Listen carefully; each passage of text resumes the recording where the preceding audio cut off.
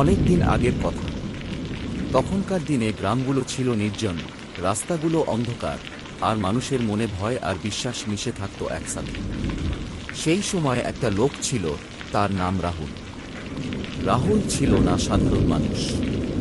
তার চোখে সবসময় একটা অদ্ভুত আলো জ্বলত অজানাকে জানার জন্য। সে বলতো, যা চোখে দেখা যায় না, যা কানে শোনা যায় না, সেটা কি আসলেই সত্যি হতে পারে? ভূত, পেতনি, অশরীরী আত্মা, এসব শুধু গল্প নয়, এরা কি সত্যিই আছে? এর প্রমাণ আমি করব।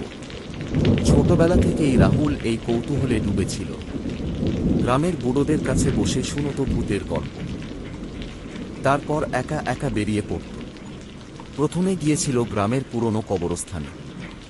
রাতের অন্ধকারে সেখানে বসে থাকত ঘন্টার পর ঘন্টা। শুনত শুধু পাতার খসখস আর মাঝে মাঝে কোনো দূরের শেয়ালের ডাক, কিন্তু কিছু দেখেনি। তারপর গিয়েছিল জঙ্গলের ভাঙা মন্দিরে। সেখানে পুরনো মূর্তির চোখগুলো যেন তার দিকে তাকিয়ে থাকত। এক রাতে সে মন্দিরের ভিতরে শুয়েছিল। হঠাৎ মনে হয়েছিল কেউ তার কানে কাছে কি যেন একটা বলছে, কিন্তু সেটা হয়তো বাতাসের শব্দ তার মনে হলো। এরপর সে গিয়েছিল নদীর ধারের পরিত্যক্ত বাড়িতে। সেই বাড়ির দেয়ালে এখনো রক্তের দাগের মতো লাল ছাপ ছিল। লোকে বলতো সেখানে একটা মেয়ে তার বাবা মাকে খুন করে আত্মহত্যা করেছিল। রাহুল সেখানে 3 রাত কাটিয়েছিল। যখন চোখ খুলল, চারদিকে সাদা সাদা দেয়াল, সাদা ছাদ, সাদা বিছানার চাদর। হাসপাতালের গন্ধ, ওষুধ, ডিসইনফেক্ট্যান্ট আর ঠান্ডা ভাব। তার পাশের বিছানায় আরেকটা লোক শুয়ে আছে। লোকটার বয়স 50-এর কাছাকাছি। মুখটা রোগা, চোখ দুটো গভীর। রাহুল ক্ষীণ গলায় জিজ্ঞাসা করল, এটা কোথায়? তখনই একজন নার্স এল। তার ইউনিফর্ম সাদা, কিন্তু মুখটা একটু ফ্যাকাশে। চুল বাঁধা, চোখে ক্লান্তি। সে হাসল, কিন্তু সেই হাসিতে কোনো উষ্ণতা ছিল না। আপনি অ্যাক্সিডেন্ট করেছেন। আপনার বাইকটা গাছের সাথে ধাক্কা খেয়েছে। অনেক রক্ত পড়েছিল। আপনার পরিবারকে খবর দেওয়া হয়েছে। তারা আসার চেষ্টা করছে, কিন্তু কোনো কারণে এখনো আসতে পারছে না। আপনাকে আর মাত্র 1 দিন থাকতে হবে। পরীক্ষা নিরীক্ষা হয়ে গেলে ছাড়া পাবেন। চিন্তা করবেন না, সব ঠিক হয়ে যাবে। নার্স ওষুধের ট্রে নিয়ে চলে গেল। তার পায়ের শব্দ করিডোরে মিলিয়ে গেল। রাহুল পাশের লোকটার দিকে তাকাল। লোকটা চোখ খুলল, হাসল। দাঁতগুলো একটু হলুদ, কিন্তু হাসিটা অস্বাভাবিক। আমি রামু। তোমার নাম? রাহুল। ভাগ্য ভালো তোমার ভাই। আমি তো এখানে অনেক দিন, অনেক দেখেছি। তুমি বেঁচে গেছ, এটাই বড় কথা। দিনটা কাটল ধীরে ধীরে। রাহুলের শরীরে ব্যথা ছিল, কিন্তু কথা বলতে ভালো লাগছিল তার। রামু অনেক গল্প বলল। প্রথমে সাধারণ গল্প, যেমন তার গ্রামের কথা, তার ছেলেবেলা।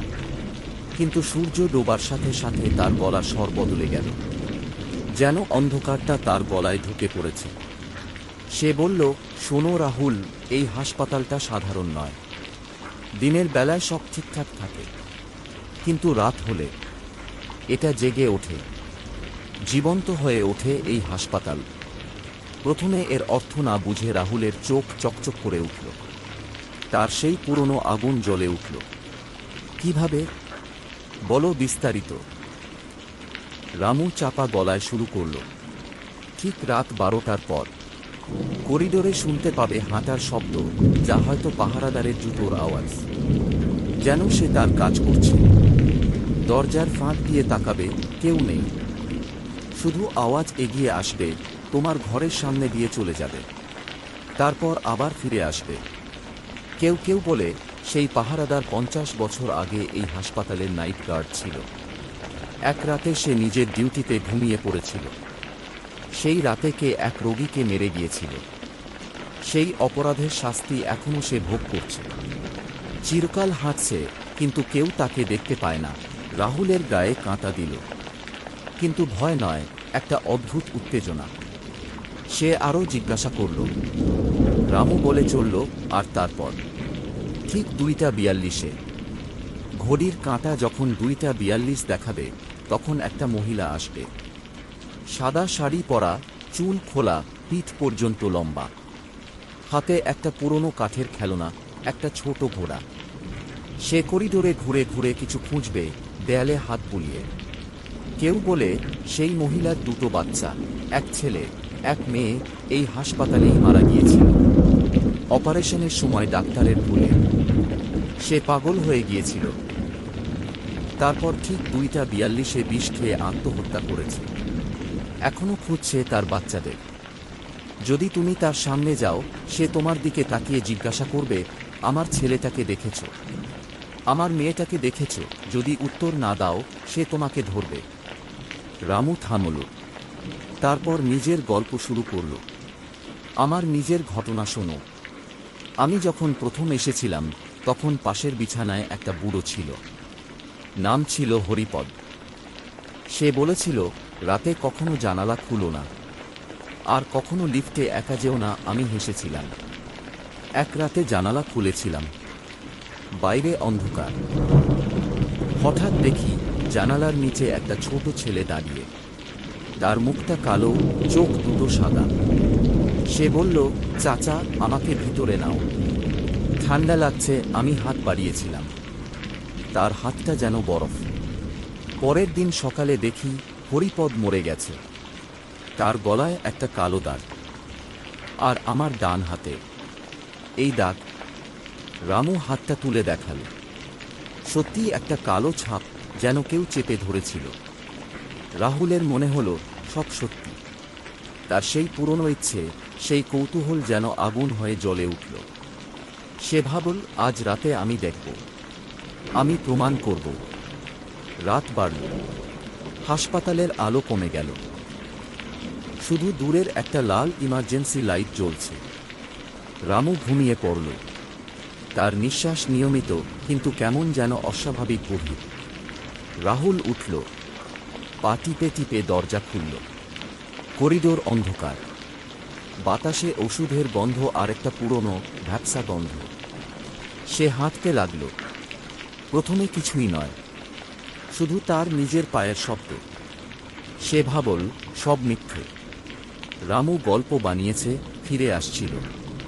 হঠাৎ ঠক ঠক ঠক, পাহারাদারের জুতো। আওয়াজটা করিডোরের শেষ থেকে আসছে, ধীরে ধীরে এগিয়ে আসছে।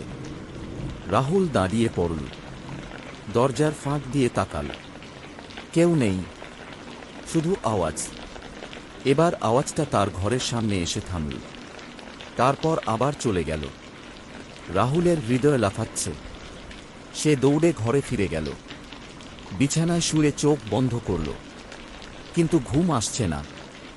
হঠাৎ মনে হলো কেউ তার বিছানার পাশে দাঁড়িয়ে আছে। চোখ খুলল, কেউ নেই। আবার উঠে বাইরে গেল, সিঁড়ি দিয়ে নিচে নামল। মর্গের কাছে, সেখানে আলো জ্বলছে।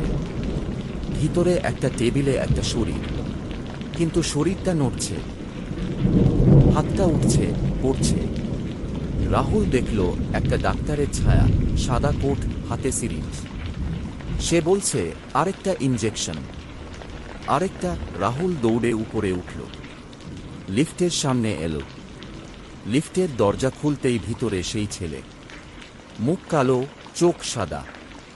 চাচা, আমাকে নাও। রাহুল পিছিয়ে গেল। লিফট নিজে বন্ধ হয়ে গেল। ভিতর থেকে চিৎকারের শব্দ। সে ছুটতে লাগল। অনেক ওয়ার্ডে গেল, পুরনো পেডিয়াট্রিক ওয়ার্ড। দেয়ালে শিশুদের হাতের ছাপ। কেউ তার নাম ধরে ডাকছে, রাহুল দাদা, খেলবি? কিন্তু কেউ নেই।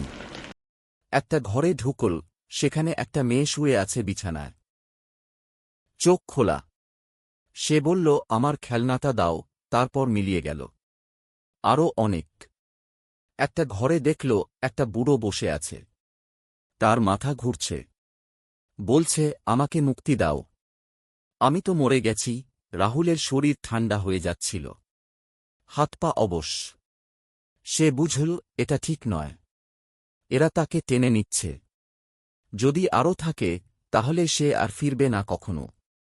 এই হাসপাতাল তাকে গ্রাস করবে। সে দৌড়ে নিজের ঘরে ঢুকল। রামু এখনো ঘুমোচ্ছে। রাহুল বিছানায় শুয়ে পড়ল। শরীর কাঁপছিল তার। সকাল হলেই নার্স এসে উপস্থিত।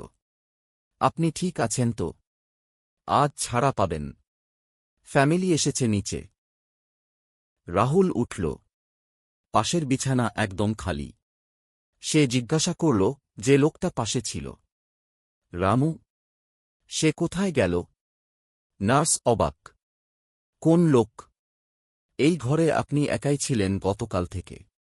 কেউ ছিল না। হয়তো ওষুধের ঘোরে স্বপ্ন দেখেছেন। রাহুলের মুখ ফ্যাকাশে। সে নিজের ডান হাতটা দেখল। সেখানে একটা কালো দাগ। ঠিক রামুর মতো। সে আর এক মুহূর্ত দাঁড়াল না। জামাকাপড় গুছিয়ে নিল। নিচে নেমে পরিবারের সাথে দেখা করল। কিন্তু কথা বলল না। শুধু বলল, চলো এখান থেকে বেরোই। হাসপাতালের গেট পার হয়ে রাস্তায় নামল। পিছনে ফিরে তাকাল না।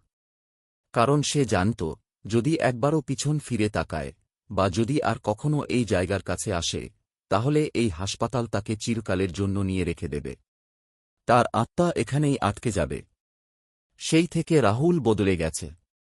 এখন আর কখনো কোনো ভুতুড়ে জায়গায় যায়নি। গ্রামের লোকেরা বলত, রাহুল এখন স্বাভাবিক হয়ে গেছে, কিন্তু রাতে, যখন সবাই ঘুমিয়ে পড়ে, রাহুল জেগে থাকে। জানালা বন্ধ করে। তবু শোনে, দূরে কোথাও একটা জুতোর আওয়াজ। ঠক ঠক ঠক। আরেকটা মহিলার বলছে, আমার ছেলে, আমার মেয়ে, কোথায় তারা? কখনো কখনো তার হাতের কালো দাগটা জ্বালা করে। আর সে বুঝতে পারে, সে যদি আরেকটু বেশি কৌতূহলী হতো, তাহলে আজ সেও ওই হাসপাতালে থাকত চিরকালের জন্য। গল্পটা এখানেই শেষ। কিন্তু যারা অন্ধকারকে চ্যালেঞ্জ করে, তাদের জন্য এই হাসপাতাল এখনও অপেক্ষা করে আছে। অন্ধকারে, নিঃশব্দে।